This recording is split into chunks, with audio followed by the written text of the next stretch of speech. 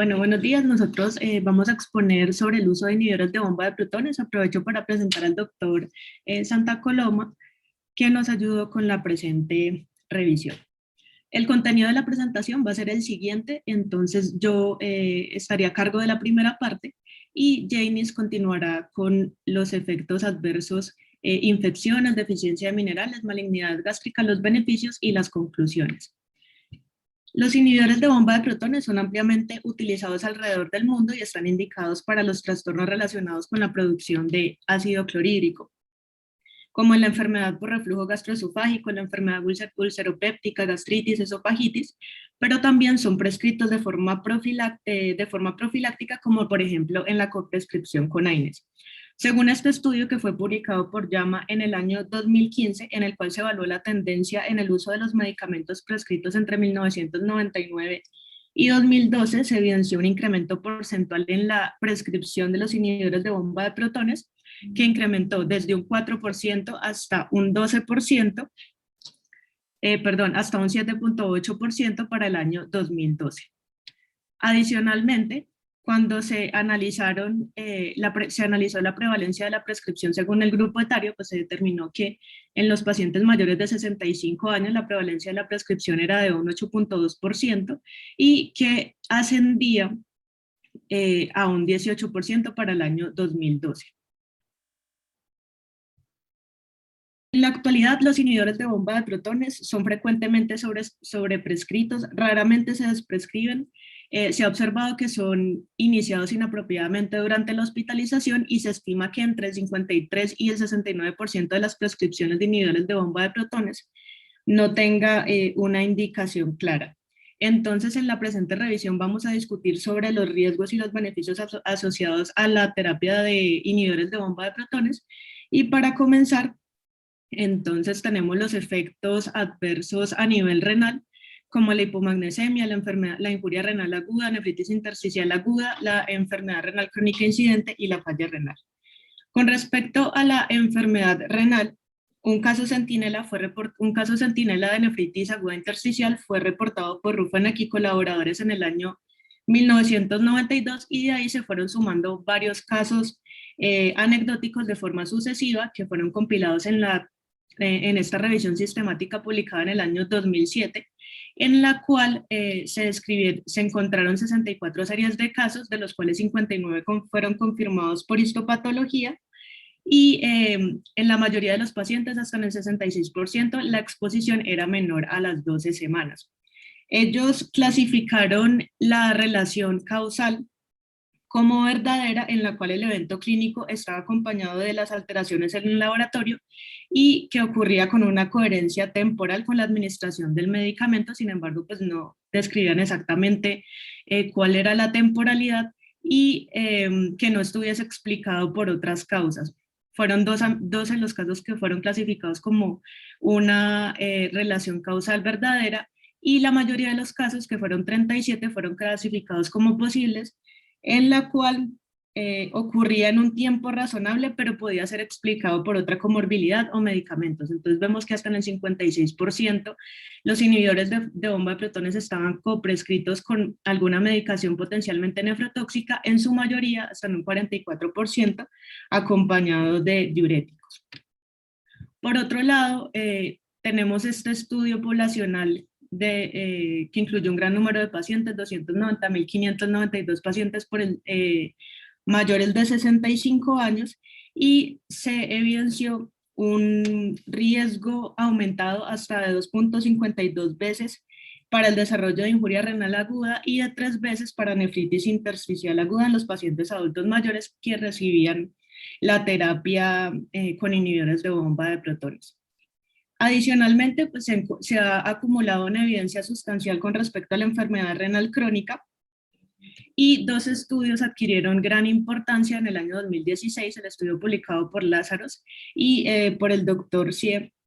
Entonces vemos que en el primer estudio del doctor Lazarus pues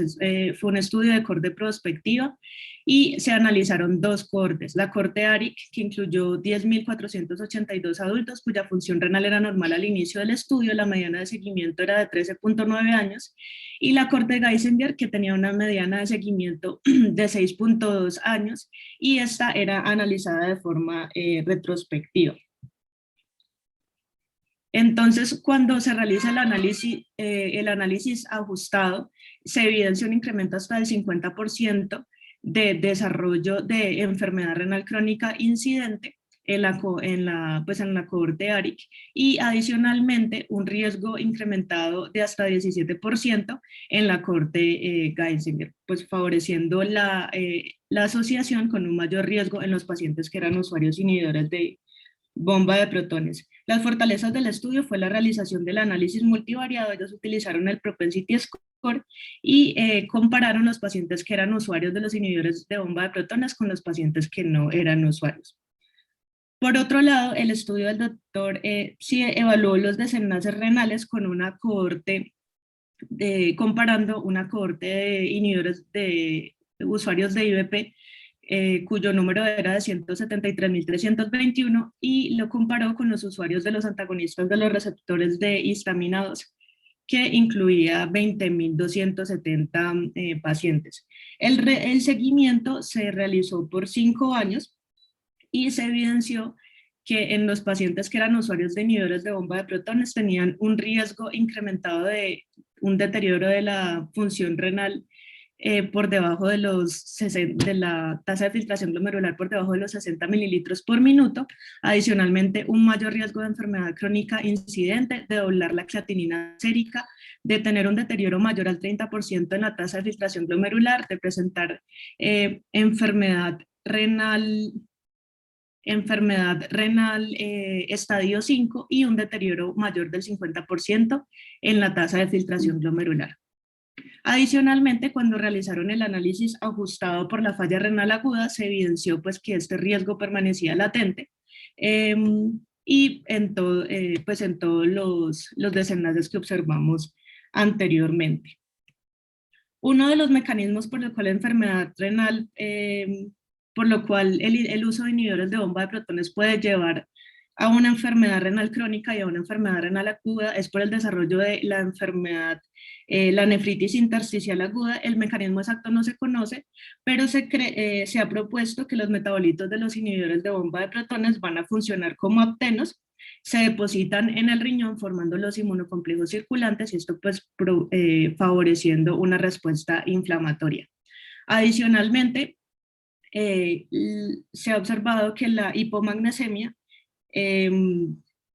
también puede propiciar los eventos proinflamatorios y proaterogénicos, incrementando la disfunción endotelial. Y por otro lado, la disminución de la síntesis de óxido nítrico con la generación de especies del anión superóxido, pues puede generar una alteración endotelial favoreciendo la disfunción y todo esto llevando a una enfermedad renal crónica. Entonces, vemos que son la mayoría de los estudios en los cuales se estudia la causalidad, pues son estudios observacionales y para evaluar para evaluar la causalidad, nosotras realizamos un análisis de los criterios de Bradford y Hill, en el cual vemos que la fuerza de la asociación es débil, no hay especificidad porque hay otros mecanismos que pueden llevar a causar la enfermedad renal. Si hay plausibilidad biológica, no hay consistencia, hay una temporalidad, pues precede el uso de los inhibidores de bomba de protones, tampoco coherencia. Hay una evidencia experimental específicamente para la nefritis intersticial aguda, y no se sabe exactamente qué dosis condiciona el desarrollo de la nefritis intersticial aguda, de la enfermedad renal aguda y de la enfermedad renal crónica, y se cree que es un mecanismo idiosincrático, pues no dependiente de la dosis. Entonces, en este punto podemos concluir que hay un riesgo de enfermedad renal en los pacientes usuarios de los inhibidores de bomba de protones, y lo que se propone, pues según la Sociedad Internacional de Nefrología es realizar un monitoreo de la tasa de filtración glomerular anualmente, y esto extrapolado de los medicamentos que son nefrotóxicos. Con respecto a la demencia, un aspecto clave en la patogenia de la enfermedad de Alzheimer es la acumulación de las placas de beta-amiloide, y se ha encontrado que el lansoprazol en modelos amiloides, tanto in vitro como in vivo, va a incrementar la producción y el depósito de estas placas beta-amiloides a dosis crecientes, pues del lansoprazol en este caso. Por otro lado, en este estudio que fue publicado en JAMA Neurology en el año 2016, con este número de pacientes, 73.679 pacientes mayores de 75 años, este fue un estudio observacional prospectivo cuyos datos se recogieron entre el año 2004 y 2011, y se encontró que los pacientes que eran usuarios de los inhibidores de bomba de protones tenían un riesgo significativamente mayor de demencia en comparación con los pacientes que no lo recibieron, y al realizar el ajuste por las variables confusoras, como la edad, sexo, comorbilidades y polifarmacia, se encontró que este riesgo persistía. Sin embargo, una limitante del estudio es que se conoce pues que la enfermedad de Alzheimer tiene un riesgo genético bastante importante que no pudo ser evaluado en el presente estudio, y además tampoco se distinguía se distinguían los tipos de demencia, como por ejemplo la demencia de tipo vascular. Estos hallazgos son contrastados por otros estudios que fueron compilados en el siguiente metaanálisis. Incluyó 11 estudios observacionales con 642.929 pacientes, y de estos, 7 estudios estimaron el riesgo en función del hazard ratio, cuyo resultado global fue de 1.1. Sin embargo, pues vemos que el intervalo de confianza cruza la unidad y que los estudios eran bastante heterogéneos. Por otro lado, fueron 5 estudios que evaluaron el riesgo, que expresaron el riesgo en función del OR, y este fue el global, fue de 1.03, también cruza la unidad, y los estudios pues son bastante heterogéneos en ambos resultados, por lo cual deberían ser interpretados con cautela, además que se incluyeron solamente estudios observacionales, por lo cual no es posible aclarar si esta asociación epidemiológica es por un efecto causal o resultado de variables confusoras. Entonces, con respecto a la demencia, eh, tenemos que la calidad de la evidencia es baja, y por lo tanto no se ofrece, y adicionalmente pues no se ofrece ninguna recomendación con respecto al monitoreo de estos pacientes. Con respecto a las fracturas, en el año 2010 la FDA emitió un comunicado acerca del incremento en el riesgo de fracturas vertebrales de muñeca cadera en los usuarios de inhibidores de bomba de protones. Entonces, esto fue evaluado y compilado en el siguiente metaanálisis, publicado en el año 2019. Este estudio incluyó 32 estudios que reunieron un gran número de pacientes, 2.181.000 pacientes, y se observó un incremento en el riesgo de fracturas en cualquier sitio en los pacientes que eran usuarios de los inhibidores de bomba de protones, con un hazard ratio de 1.3, tampoco el intervalo cruzaba la unidad, pero los estudios pues se observan que eran bastante heterogéneos. Con respecto a la fractura de cadera, también se observó que había un incremento del riesgo en los pacientes que eran usuarios de inhibidores de bomba de protones. También observamos la misma limitante del caso anterior. Adicionalmente, también se evidenciaba un incremento del riesgo de fractura vertebral, con un hazard ratio esta vez un poco más alto de 1.49, y con un intervalo que no cruzaba la unidad. Son pocos estudios, pero son bastante homogéneos, y el riesgo de osteoporosis estaba incrementado hasta en un 23% en los pacientes que eran usuarios de los inhibidores de bomba de protones. Sin embargo, pues estos estudios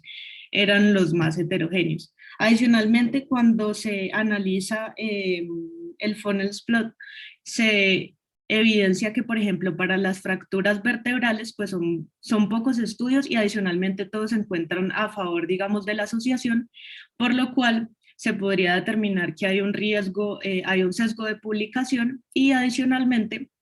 esto es contrastado pues con el valor de P según la prueba de Beck, que es de 0.03 pues para este caso. Este estudio, por otro lado, tenemos este estudio que estableció la relación, que se encargó de evaluar la relación entre el uso de los inhibidores de bomba de protones y la densidad mineral ósea. Entonces fue un estudio poblacional, ellos utilizaron la base de datos CAMOS, la cual fue extraída a través de se realizó un muestreo estratificado de la población canadiense y analizaron el uso de los inhibidores de bomba de protones y la densidad mineral ósea examinada por la técnica DEXA en columna lumbar de L1 a L4, en el cuello femoral y en cadera tras 5 y 10 años del uso de los inhibidores de bomba de protones. Entonces vemos que al realizar el ajuste por los diferentes factores confusores, sí se observa que hay una disminución de la densidad mineral ósea, específicamente en las mediciones de cadera, en el cuello femoral, pero no ocurre lo mismo para la columna lumbar. Y adicionalmente, tampoco se evidencia una tasa de disminución de la densidad mineral ósea cuando se realiza el análisis entre los 0 y 5 años, entre los 5 y 10 años y entre los 0 y 10 años. Ellos expresaban pues los valores que eran significativos en negrita y vemos pues que en este caso no se encontraron resultados estadísticamente significativos. Con respecto a la plausibilidad biológica, se considera que la osteoporosis puede ser producto de una disminución de la absorción en el calcio secundaria a la supresión del ácido clorhídrico producida por los inhibidores de bomba de protones, y adicional, pues que esto conlleva una disminución del calcio sérico, estimulando la paratiroides con una producción de la paratormona que incrementa la resorción ósea, y por otro lado también una disminución de la absorción de vitamina B12 se asocia con un incremento de los niveles de homocisteína, que es un factor predictivo de fracturas en los pacientes adultos mayores. Entonces, cuando se analiza la causalidad a partir de los criterios de Bradford y Hill, vemos que la fuerza de asociación es débil, que no hay especificidad, pueden haber otros medicamentos o incluso comorbilidades que lleven a esta relación. Se evidencia una plausibilidad biológica, no hay consistencia, sí temporalidad, tampoco coherencia. Evidencia experimental como tal no la hay, ni analogía ni gradiente biológico. Entonces, esta asociación realmente no es muy clara y no hay datos, según la Sociedad Americana de Gastroenterología, para soportar el monitoreo de la densidad mineral ósea de forma rutinaria en los pacientes que son usuarios de los inhibidores de bomba de protones. Y con respecto a la fractura, la mayoría pues, son estudios observacionales, los resultados son muy inconsistentes, por lo cual la calidad de la evidencia es clasificada como baja o incluso muy baja. Con respecto al riesgo cardiovascular, también son múltiples estudios que van a destacar una asociación entre el uso de los inhibidores de bomba de protones y el riesgo cardiovascular. Los efectos que favorecen este incremento en el riesgo son la disfunción endotelial, la disminución en el magnesio, que favorece el desarrollo de arritmias ventriculares, el aumento de la cromogranina A y los péptidos derivados, que tienen efectos vasodilatadores y cardiorreguladores que pueden ser adaptativos a corto plazo, pero que a largo plazo pueden ser maladaptativos, incluso con un efecto inotrópico y lucinotrópico negativo, y adicionalmente pues potencian la liberación de endotelina 1, favoreciendo un efecto vasoconstrictor. Por otro lado, el aumento de los radicales libres, y estos dos efectos, que es la interacción con el clopidogrel y con el aumento de la producción de esta enzima, la enzima ADMA, que lo vamos a ver más adelante. Entonces, con respecto a la interacción entre el clopidogrel con el uso del omeprazol, el estudio COGENT fue un estudio controlado y autorizado publicado en el año 2010, que brindó un parte de tranquilidad de que los inhibidores de bomba de protones pues no interactuaban con el clopidogrel, y se encontró cuando se compararon digamos, los desenlaces que fueron los desenlaces cardiovasculares, pues no se observa una diferencia en los pacientes que recibían una terapia conjunta de omeprazol, clopidogrel y aspirina en comparación con el placebo. Adicionalmente, se ha postulado que los inhibidores de bomba de protones pueden incrementar el riesgo del infarto agudo de miocardio basado en otro mecanismo, como por ejemplo que esta enzima, que es la dimetilarginina, es un inhibidor endógeno de la enzima óxido nítrico sintasa, que es metabolizada hasta en un 80% por la dimetilarginina dimetilhidrolasa. Entonces, lo que hacen los inhibidores de bomba de protones es bloquear esta enzima, por lo cual no se metaboliza ADMA, disminuyen los niveles de óxido nítrico, perdiendo, digamos, este efecto vasoprotector. Entonces, en este estudio que evaluó en cultivos celulares endoteliales, se observó que el esomeprazol favoreció un incremento de ADMA y una disminución de los niveles de óxido nítrico. Por otro lado, tenemos este estudio, que fue un estudio que incluyó 2 bases de datos bastante grandes y adicionalmente la asociación con la cohorte GIMPA, que era una base de datos prospectiva, en el cual se realizó un análisis de supervivencia. A través de minería de datos realizaron un análisis de farmacovigilancia con una sensibilidad del 98.5%, una especificidad del 39%, y se encontró que había un incremento de infarto en los pacientes usuarios de inhibidores de bomba de protones. Este es el subanálisis según los diferentes medicamentos, y al realizar un ajuste por el clopidogrel también se evidencia que este riesgo está incrementado, pero no difiere mucho del análisis en general. Y cuando se realiza pues, el análisis de sobrevida, se encuentra que el riesgo de mortalidad por causas cardiovasculares está incrementado hasta 2 veces en los pacientes usuarios de inhibidores de bomba de protones en comparación con el grupo control. Entonces, con respecto al infarto de miocardio, la mayoría de estudios son observacionales. Hay un ensayo clínico aleatorizado, sin embargo, difieren mucho, por lo cual la calidad de la evidencia es baja. Y vemos que hay plausibilidad biológica, temporalidad, evidencia experimental, y lo que proponen las guías básicamente es determinar el tiempo en el cual los pacientes van a utilizar la terapia dual para determinar y acortar el tiempo del uso de los inhibidores de bomba de protones. Buenos días a todos. En esta segunda parte de la presentación yo les hablaré sobre el riesgo de infecciones asociado al uso de inhibidores de bomba de protones. Vamos a hablar algo sobre la malabsorción y deficiencia de micronutrientes y neoplasias gástricas asociadas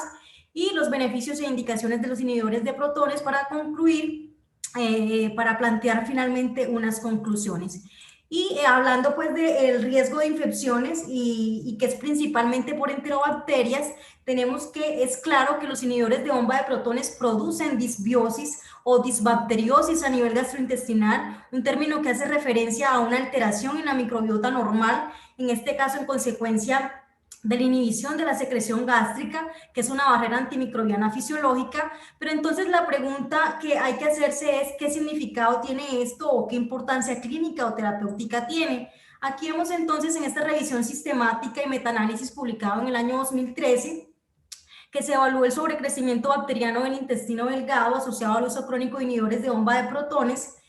siendo esta una condición en la cual el aumento de esa carga bacteriana en el intestino delgado va a producir una fermentación e inflamación excesiva y va a dar lugar a síntomas como distensión abdominal y diarrea. Entonces, en este estudio mostró una asociación entre el uso de inhibidores de bomba de protones y el sobrecrecimiento bacteriano solo cuando el diagnóstico se hizo mediante una modalidad de prueba de alta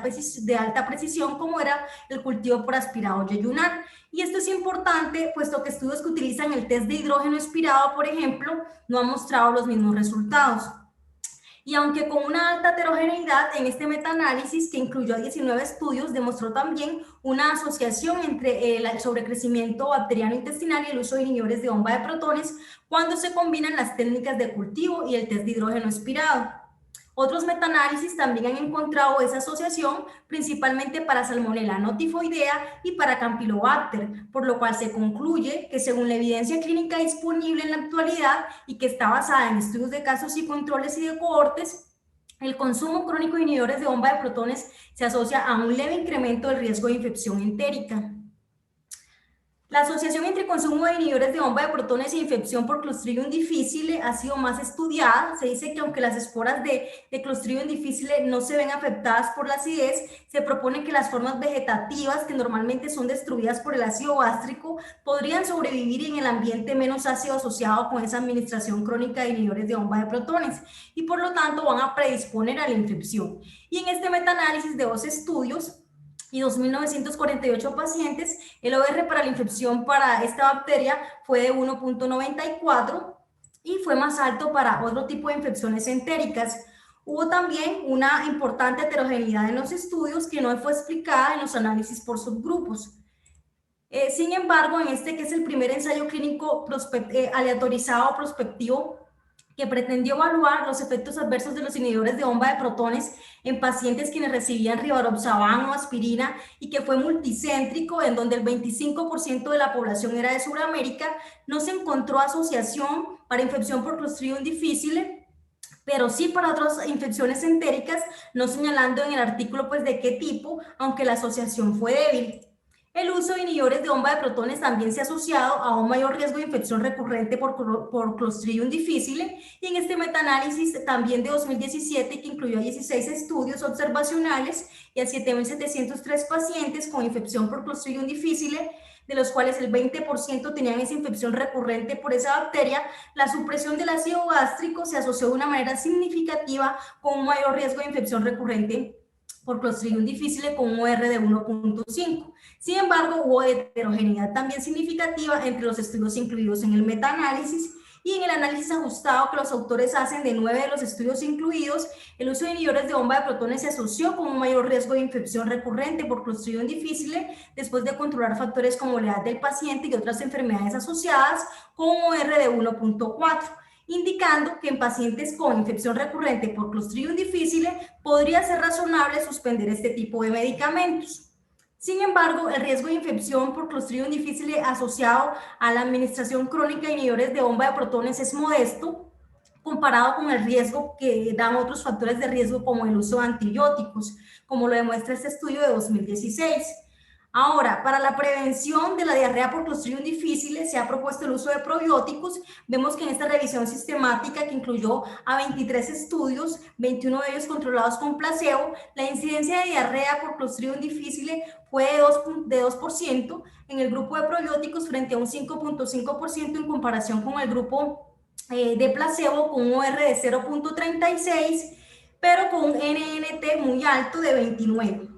Como conclusiones entonces de esta primera parte, tenemos que la evidencia científica disponible basada en estudios de casos y controles y de cohortes sugiere que el consumo de inhibidores de bomba de protones se asocia a un leve incremento del riesgo de infección entérica, que la asociación causal entre consumo de inhibidores de bomba de protones e infección por Clostridium difficile puede considerarse débil o moderada, y en la mayoría de los estudios no se aporta información sobre otras variables importantes como la duración del tratamiento, enfermedades asociadas, antecedentes de hospitalización, si tienen una edad avanzada, y debería tenerse precaución para la administración de inhibidores de bomba de protones en pacientes que tengan otros factores de riesgo para infección por Clostridium difficile. En cuanto a la peritonitis bacteriana espontánea, tenemos que muchos son los estudios que han sugerido que el uso de inhibidores de bomba de protones en pacientes con cirrosis incrementa el riesgo de peritonitis bacteriana espontánea, secundaria a que es hipocloridria que causa alteración en las bacterias intestinales, cambios en la permeabilidad intestinal y traslocación de bacterias a través de la pared intestinal.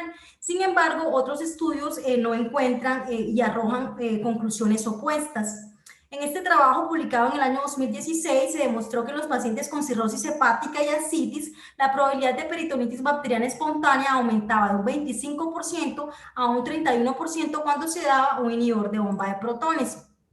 Y en este metaanálisis multicéntrico de 2015 se concluye que estos fármacos en pacientes con cirrosis y ascitis incrementan el riesgo de peritonitis bacteriana espontánea de forma significativa con un OR de 2.17, aunque con una heterogeneidad alta. En cuanto al riesgo de infecciones bacterianas en general, se describe también un aumento del riesgo con un OR de 1.98. En este metaanálisis más reciente se observa cómo se aumenta notablemente el riesgo de infección de peritonitis bacteriana espontánea, siendo la probabilidad 3 veces mayor en los grados CHAI, PUB, B y C respecto al grado A. y también hubo un aumento del riesgo de encefalopatía hepática. Como conclusión de esta otra parte, vemos que no se recomienda, según las guías, la administración de inhibidores de bomba de protones a pacientes con cirrosis descompensada y por tanto en esta población deberán ser indicados estos medicamentos en forma cuidadosa e individualizada. En cuanto a la neumonía adquirida en la comunidad, tenemos que se plantea la hipótesis de que así como los inhibidores causan disbiosis intestinal, este efecto de la alteración en la flora bacteriana también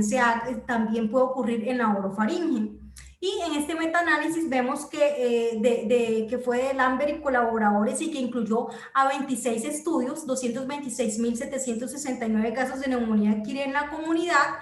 Es destacable que el OR para neumonía adquirida en la comunidad en pacientes con inhibidores de bomba de protones fue de 1,49 y aquí se destaca que el incremento del riesgo se relaciona con la duración del tratamiento, siendo superior cuando el inicio del tratamiento era más reciente durante el primer mes con un OR de 2,1, independientemente de la dosis y de la edad del paciente, y también se asociaba a un aumento del riesgo de hospitalización por neumonía con un OR de 1,61. Aquí en este otro estudio vemos que también se encontró esta asociación, un incremento del riesgo en el primer mes de tratamiento con inhibidores de bomba de protones, lo cual sugiere más bien que los inhibidores de bomba de protones pueden estar siendo prescritos para algunos síntomas iniciales de neumonía. Y aquí lo que hay más bien es una sobreestimación de la fuerza de asociación. Y en este otro metaanálisis que incluyó a 24 estudios con pacientes de diferentes países, se encontró que la incidencia de neumonía adquirida en la comunidad fue similar en pacientes tratados con inhibidores de bomba de protones y en pacientes con placebo. Por lo cual, las conclusiones de esta otra parte, en cuanto a la neumonía, tenemos que el incremento del riesgo de neumonía adquirida en la comunidad observada durante el tratamiento con inhibidores de bomba de protones es bajo, siendo relevante únicamente en tratamientos de corta duración, sin que eso tenga una explicación convincente. Y la ausencia de estudios de mayor calidad científica dificulta la valoración de una asociación causal y muy probablemente influencia de otros factores de confusión. Y lo que mencionaba ahora Ingrid, que estas conclusiones nos dan pie para recordar que en medicina está el concepto fundamental de la causalidad, un concepto que muchas veces es malentendido y que no es igual a asociación. Y estos criterios vemos que fueron propuestos desde 1965 y son utilizados pues en la medicina como evidencia de que una asociación es causa y efecto. Al aplicarlos según los diferentes artículos a estas asociaciones que mencionaba, vemos que para la neumonía adquirida en la comunidad la fuerza de asociación se menciona como débil, la consistencia de la asociación es contradictoria, no es específica, no es temporal, no hay gradiente biológico, hay plausibilidad biológica, la coherencia no ha sido evaluada en los diferentes estudios, no se han hecho experimentos. Y la recomendación, por tanto, es utilizar el inhibidor de bomba de protones si hay indicación estricta de estos medicamentos. Y para la peritonitis bacteriana espontánea, la fuerza de asociación es moderada y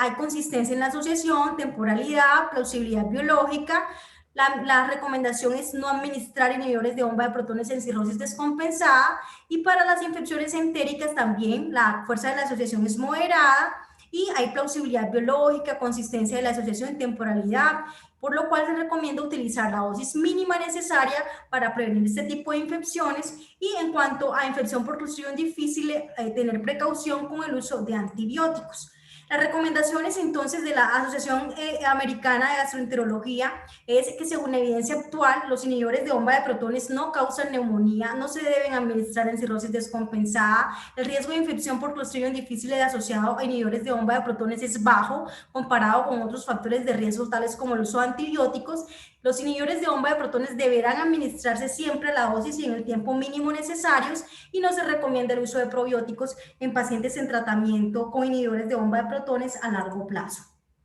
En cuanto a la malabsorción y deficiencia de micronutrientes, que esta la pasaremos más rápido,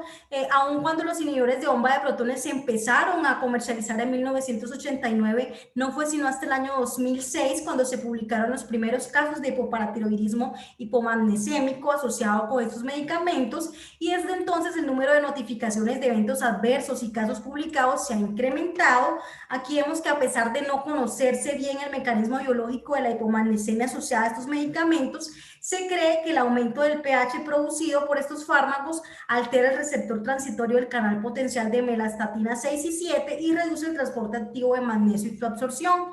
En este metaanálisis de 9 estudios observacionales, que incluyó a 109.798 pacientes, se encontró que aquellos que tomaron un inhibidor de bomba de protones tenían un riesgo mayor de desarrollar hipomagnesemia en comparación con aquellos que no lo hicieron. Y en los estudios publicados, los pacientes se encontraban en tratamiento con inhibidores de bomba de protones durante mínimo un año, deduciéndose que la toma durante cortos periodos de inhibidores de bomba de protones no disminuye los niveles de magnesio. Y en este otro metaanálisis de 16 estudios observacionales, se encontró, y que fue publicado pues más recientemente, también se encontró asociación, aunque también con un índice de heterogeneidad alto. Algunos de estos estudios incluidos se critican por no tener en cuenta el tipo de dieta de los pacientes. Ahora, aun cuando la frecuencia con la cual se presenta esta alteración se desconoce y en algunos estudios ha sido reportada más bien como baja, en el año 2011 la FDA emitió una advertencia de seguridad sobre la asociación de inhibidores de bomba de protones e hipomagnesemia y recomendó medir los niveles de magnesio en pacientes que recibían terapia con inhibidores de largo plazo, sobre todo si tenían factores de riesgo, por ejemplo, de que tenían más de 65 años, o con administración concomitante de diuréticos o con trastornos malabsortivos, por ejemplo. En cuanto al calcio, en este ensayo clínico aleatorizado, el omeprazol disminuyó los niveles séricos de calcio ionizado en un 9.1% comparado con omeprazol con un 3.5%, con placebo, perdón, con un 3.5%. Al respecto de esta alteración, nos dicen pues la guía del Colegio Americano que el efecto parece ser relevante solo para la absorción de calcio insoluble en agua y puede superarse mediante la ingestión de una comida ligeramente ácida. La absorción de sales de calcio solubles en agua o calcio en los productos lácteos no se ve afectada por hipoclorita inducida por inhibidores de bomba de protones, y cuando es necesaria la suplementación de calcio en pacientes que toman inhibidores de bomba de protones de manera crónica, se recomienda el citrato de calcio que no requiera ácido para su absorción. El ácido gástrico también desempeña un papel fundamental en la absorción de hierro no hemo y el uso de inhibidores de bomba de protones se ha asociado con una disminución de la absorción de hierro. Sin embargo, pocos estudios han evaluado específicamente esta potencial asociación. Traigo en donde los pacientes con síndrome de Zollinger-Ellison, luego de 6 años de tratamiento con inhibidores de bomba de protones, no hubo una disminución en los depósitos de hierro y no se evidenció tampoco deficiencia de hierro. Pero en otros pacientes, por ejemplo, con hemocromatosis hereditaria, el uso crónico de inhibidores de bomba de protones sí se asoció a una reducción en la absorción de hierro no heme en un corto tiempo y requiriendo incluso estos pacientes menos flebotomías a largo plazo. Sin embargo, en la mayoría de los casos, la disminución de la absorción de hierro asociada a estos medicamentos no parece tener una importancia clínica. Una excepción serían los pacientes que requieren suplementos de hierro por vía oral, y en esos pacientes pueden necesitar una dosis más alta o una duración más prolongada de la suplementación si se les está dando inhibidores de bomba de protones. Y en cuanto a la vitamina B12, los resultados son contradictorios en este estudio de casos y controles publicado en el año 2013 y que incluyó estos números de pacientes y que tenía como objetivo evaluar la asociación entre la deficiencia de vitamina B12 y el uso previo de medicamentos supresores de ácido. Se tuvieron en consideración posibles factores de confusión como el diagnóstico de diabetes, enfermedad tiroidea, infección por Helicobacter pylori, gastritis atrófica, y ellos encontraron que el tratamiento durante más de 2 años tuvo un 65% de mayor riesgo de deficiencia de vitamina B12 en comparación con los que no tomaban inhibidores de bomba de protones, y la administración de más de 10 pastillas por día también se asoció con deficiencia de vitamina B12. También se encontró una relación que fue dosis dependiente y un descenso en la magnitud de la asociación tras la interrupción del medicamento. Sin embargo, este ensayo no evaluó la dieta como posible factor de confusión, la definición de caso no se realizó de manera uniforme, no tuvo en cuenta las limitaciones que presentan los valores séricos de cobalamina como marcador de déficit de vitamina B12, no analizó los inhibidores de bomba de protones consumidos en ambos grupos sin fórmula médica y midió la dosis de inhibidores de bomba de protones por tableta en vez de miligramos, cuando las pastillas de los distintos inhibidores de bomba de protones no incluyen siempre una dosis equivalente. Por otro lado, un número importante de estudios no ha encontrado asociación entre el consumo de inhibidores de bomba de protones y deficiencia de vitamina B12, como este publicado en el año 2008, en donde el uso prolongado de estos medicamentos no se asoció con deficiencia de vitamina B12 ni con otros parámetros que sean clínicamente asociados con la deficiencia de esa vitamina, como los niveles elevados de homocisteína o el volumen corpuscular medio.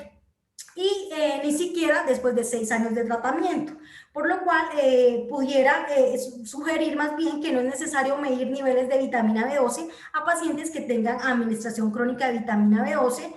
ni siquiera después de 6 años de tratamiento, a menos pues que el paciente tenga algunas condiciones de riesgo. Entonces, al evaluar todos estos factores para estas condiciones, tenemos que en general la fuerza de asociación para estas entidades es débil, la consistencia de la asociación es contradictoria, no es específica, si hay plausibilidad biológica, por lo cual las recomendaciones son medir niveles de magnesio séricos en pacientes que tengan síntomas. No se recomienda la medición de niveles de calcio en pacientes con inhibidores de bomba de protones. Y se podría, aunque algunas guías nos dicen que no se recomienda la medición de vitamina B12, otras nos dicen que pueden medirse cada 2 años o cada 5 años en pacientes, por ejemplo, de edad avanzada o con algún factor de riesgo para deficiencia de esta vitamina, como enfermedad de Crohn o antecedente de cirugía gástrica o con dietas muy estrictas. Y tampoco se recomienda la medición de niveles de hierro en pacientes con inhibidores de bomba de protones. Las recomendaciones en este punto, ya para ir terminando, es que no hay recomendación para suplementar con calcio, hierro, vitamina B12 o magnesio a pacientes con uso crónico de inhibidores de bomba de protones. No se recomienda la medición de niveles de vitamina B12 o de calcio, hierro séricos a pacientes en tratamiento a largo plazo con inhibidores de bomba de protones. Se sugiere la medición de estos niveles de magnesio en pacientes con síntomas o que se administren estos medicamentos con diuréticos o que tengan pacientes con enfermedad renal crónica, diarrea crónica o trastornos en la absorción intestinal, y que podría recomendarse esta tamización, pero no tiene ningún beneficio comprobado. Y el inhibidor de bomba de protones definitivamente debe formularse siempre a la dosis más baja y durante el menor tiempo apropiado para la afección que se esté tratando. En cuanto a cáncer gástrico, tenemos entonces que se ha demostrado que los inhibidores de bomba de protones, o se ha dicho más bien, tienen el potencial de aumentar el riesgo de malignidades, facilitando la aparición, la pancolonización gástrica por el Helicobacter pylori y provocando hipergastrinemia. Y en este estudio basado en la población, las tasas de cáncer gástrico fueron elevadas 5 veces en pacientes con enfermedad por reflujo gastroesofágico y diagnósticos similares, y el tratamiento con inhibidores de bomba de protones fue un marcador de riesgo de cáncer en lugar de un factor causal. En esta revisión sistemática del año 2014 se agruparon 1.070 pacientes de estos 1.789 para evaluar la progresión de la atrofia gástrica en pacientes con y sin inhibidores de bomba de protones con un OR de 1.5, pero con un valor de P que no fue significativo. Y también se evaluó la progresión a metaplasia intestinal en 1.408 participantes, también con resultados inciertos, con un OR de 1,46, pero con un intervalo de confianza que cruzaba la unidad. Y también mostró que los pacientes que con tratamiento de mantenimiento con inhibidores de bomba de protones tenían más probabilidades de experimentar hiperplasia difusa simple, lineal o micronodular con un R de 5.01. Y ningún participante mostró cambios displásicos o neoplásicos en cualquier estudio incluido, por lo cual los autores concluyen que actualmente no hay evidencia clara de que el uso prolongado de inhibidores de bomba de protones pueda causar o acelerar la progresión de la atrofia gástrica del cuerpo o metaplasia intestinal, y las personas con tratamiento de mantenimiento con inhibidores de bomba de protones podrían tener una mayor posibilidad de experimentar hiperplasia nodular focal, pero la importancia de ese resultado es actualmente incierta. Y acá vemos entonces que en este estudio publicado en el año 2006 se evidencia una mayor alteración en la arquitectura de la mucosa gástrica en pacientes tratados con inhibidores de bomba de protones por más de 7 años, a quienes se les documentó infección por el Helicobacter pylori y tenían una mayor atrofia glandular, hiperplasia difusa y lineal de la mucosa, lo cual parece ser un proceso lento, pero con diferencias significativas, en la cual ese aumento del pH favorece el efecto inflamatorio del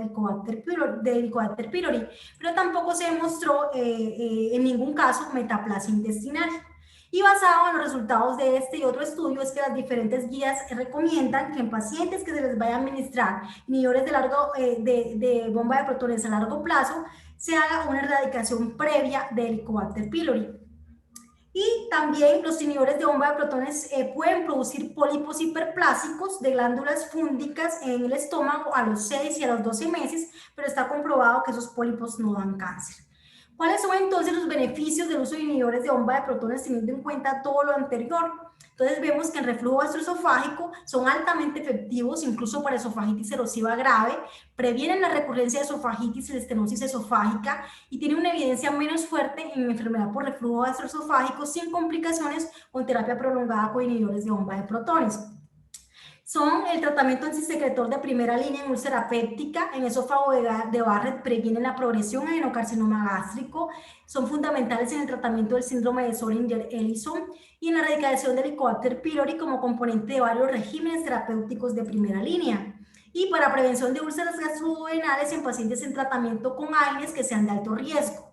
Mayores de 60 años, que reciban altas dosis de AINE, que tengan úlcera péptica previa, efectos adversos previos con estos medicamentos, con los AINES, el uso concomitante con bifosfonatos y que tomen varios AINES. Y esto va a causar una reducción del 10 al 15% en la formación de úlceras gastroduodenales, pero se ha visto que solo protege hasta el duodeno, incrementando las lesiones en el intestino delgado y en el colon. Y posiblemente que se plantea como hipótesis que esta combinación de AINES con inhibidores de bomba de protones aumenta ciertas citoquinas proinflamatorias y también favorece la translocación bacteriana, por lo cual algunos autores recomiendan administrar rifampicina cuando se administren estos dos medicamentos. Las indicaciones actuales y el uso apropiado de inhibidores de bomba de protones están dados por periodos cortos, durante menos de 12 semanas, en esofagitis erosiva, grados A y B de Los Ángeles, para erradicación del Helicobacter pylori, en dispepsia funcional, enfermedad ulcerosa péptica, hemorragia del tracto digestivo superior aguda, para profilaxis de úlceras de estrés en pacientes de alto riesgo, para esofagitis eosinofílica y de manera indefinida solo en estos casos: esófago de Barrett, esofagitis erosiva severa, grado 6D de Los Ángeles, síndrome de Solinger-Ellison, enfermedad ulcerosa péptica idiopática, gastroprotección en pacientes de alto riesgo, para terapia antiplaquetaria, en pacientes de alto riesgo para complicaciones gastrointestinales superiores, esofagitis eosinofílica que responde al tratamiento con inhibidores de bomba de protones y también quienes se administra esteroides también. No están indicados en cuáles casos: en casos de pancreatitis aguda crónica, en cirrosis descompensada, en hospitalizados en sala general, para protección gástrica ante polifarmacia, gastropatía hipertensiva tampoco tiene indicación, en profilaxis de úlceras de estrés en pacientes que no están críticamente enfermos, sin factores de riesgo, o quienes se les administra terapia anticoagulante solamente, sin combinación con AINES, por ejemplo. Y ya como conclusiones de este tema, tenemos que la consideración de los inhibidores de bomba de protones como un simple protector gástrico sin prácticamente efectos adversos ha disparado su utilización en muchos casos sin una indicación clara o por síntomas no asociados a una hipersecreción ácida. En los últimos años el uso de inhibidores de bomba de protones se ha asociado a gran cantidad de efectos adversos, pero la mayoría de los datos sobre estos efectos adversos resultan de estudios observacionales, retrospectivos y carecen del peso necesario, tienen sesgos inherentes, riesgos para variables de confusión y la incapacidad de demostrar una relación causal definida. La mayoría de los estudios reportan asociaciones leves a moderadas para riesgo de fracturas, neumonía, malabsorción de micronutrientes, enfermedad renal y demencia. Por lo tanto, muchos de estos efectos adversos son poco frecuentes y el riesgo absoluto para los pacientes sigue siendo bastante pequeño, por lo cual se considera un grupo farmacológico